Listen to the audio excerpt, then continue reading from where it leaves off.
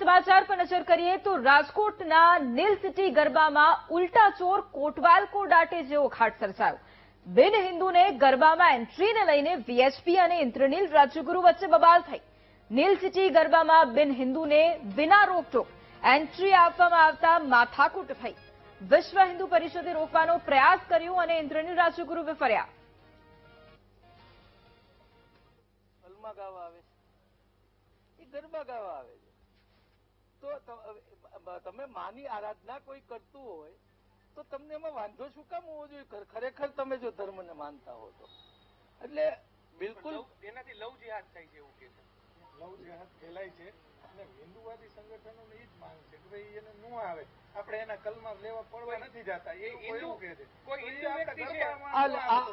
પેલી તો વાત મને એ કહો કે આ લવ જેહાદ છે, આ તો ઉભો કરેલો ગુબ્બારો છે. અને તમને કહી દઉં કે આપણા હિન્દુ ધર્મમાં મુસ્લિમની દીકરીને સંપૂર્ણપણે અસ્વીકૃત આપણે માનીએ છીએ. એટલે આપણા બાળકને કદાચ મુસ્લિમ દીકરી હારે પ્રેમ થયો હોય તો પણ લગ્ન ન કરી શકે. એ લોકોમાં હિન્દુની સ્વીકૃતિ છે. પણ કઈ રોજે રોજ આવા બનાવ બને જ નહીં. કોક વાર એવું બની ગયું હોય કોક બે જણને, અને એને લવ જેહાદનું નામ દઈને આ લોકો કરતા હોય છે. મને લાગે છે કે એ ગેરવ્યાજબી છે.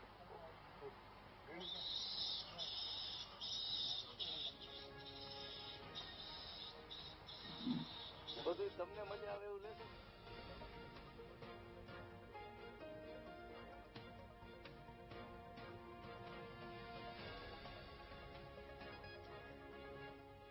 તો નીલ સિટી ગરબામાં જ વિવાદ સર્જાયો હતો અને એ વિવાદમાં ઇન્દ્રનીલ રાજ્યગુરુ ઘેરાયા અને તે બાદ તેમની આ પ્રતિક્રિયા અત્યારે સામે આવી છે. અને બિન હિન્દુને લઈને જે બબાલ થઈ હતી, એન્ટ્રીને લઈને જે બબાલ થઈ હતી તેને લઈને તેમણે અત્યારે પ્રતિક્રિયા આપી છે.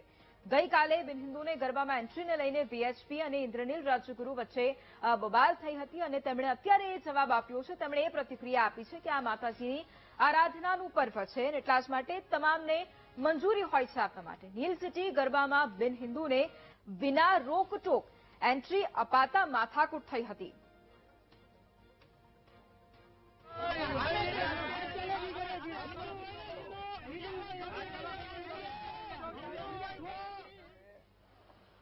મતનો ધંધો કરતી ભાજપ, આરએસએસ, બજરંગ દળ, વીએચપી ના કાર્યકરોને ઝેર પાઈ અને એના મતના રાજકારણ માટે આવી રીતના મેદાનમાં મૂકી દેતા હોય છે.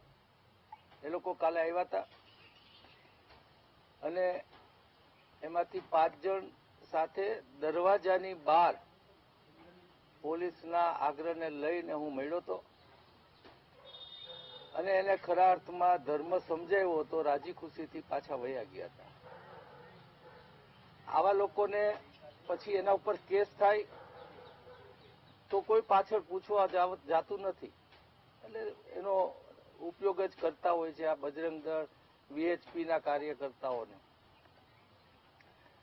આરાધનાની વ્યાખ્યા હવે શું ગૃહમંત્રી કરશે? આરાધના એ રામની હોય, માતાજીની હોય, મહાદેવની હોય, આપણું આખું શાસ્ત્ર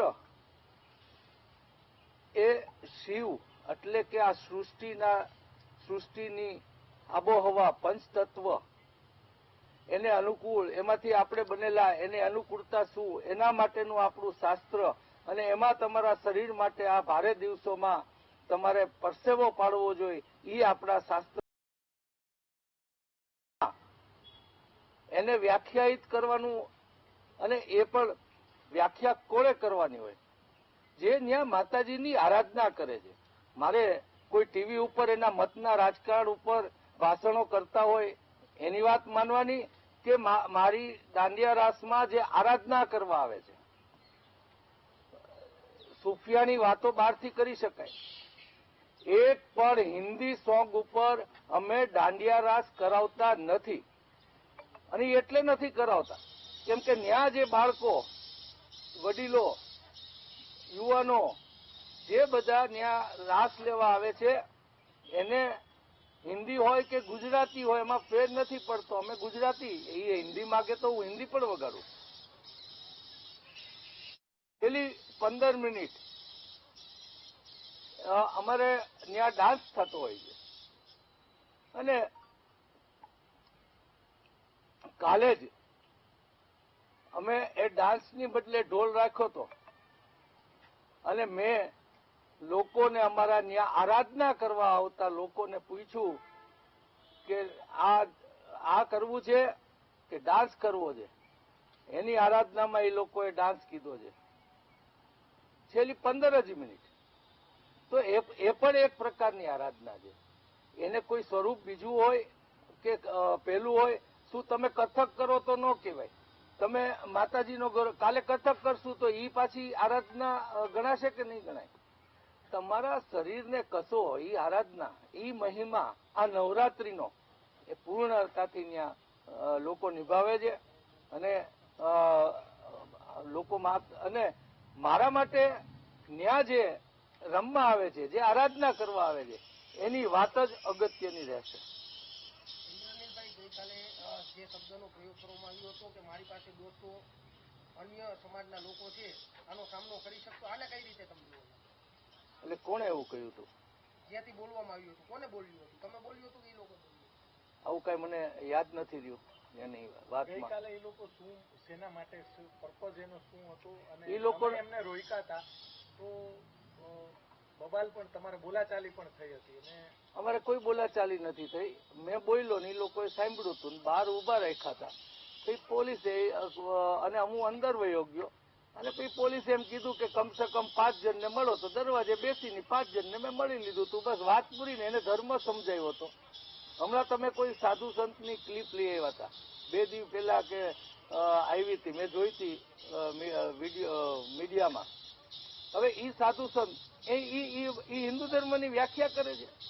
ઈ સાધુ સંત કે જે હજી 1.5 વર્ષ પહેલા મારી પાસે 10 લાખ માગી અને કોંગ્રેસનો પ્રચાર કરવાની વાત કરવા આવતા હતા, સોદો કરવા માંગતા હતા, એના ભગવાનો શું છે? આ શું આ ભાજપે નક્કી કરવાનું છે કે હિન્દુઓનું ધર્મ શું? અને સનાતન એટલે શું? એ સનાતન એટલે જે લોકોને ઉદ્ભવ કરે, એને મજા આવે, એની મોજ પડે, ઈ વાતને ધર્મમાં સ્વીકૃત કરવી, એને સનાતન ધર્મ કહેવાય. આ લોકો એની બધી વ્યાખ્યા કરવા નીકળે છે કમનસીબે. અને એની સામે લોકશાહી ઢબે અમે કાયદાને પાળીએ છીએ, કાયદા અનુસાર કરીએ છીએ, અને એટલે જ અમારું બંધ પણ નથી કરાવી શકતા. અભદ્ર ભાષાનો કોઈ ઉપયોગ થયો કોઈ? નહીં, એક તકોય નહોતો થયો. હિન્દુ સંગઠનો એવું કીધું હતું કે ભાઈ માની આરાધનાનો દિવસ હોય ને એમાં જે પ્રકારના હિન્દી સોંગ વાગે એના કારણે એમની લાગણી દુભાઈ છે. કોણ કે હિન્દી સોંગ? એક તો મને તો એવું કહેતા હતા એ કે અમારે બધે જવાનું જ ને એટલે આવી વાત તમારે ત્યાં.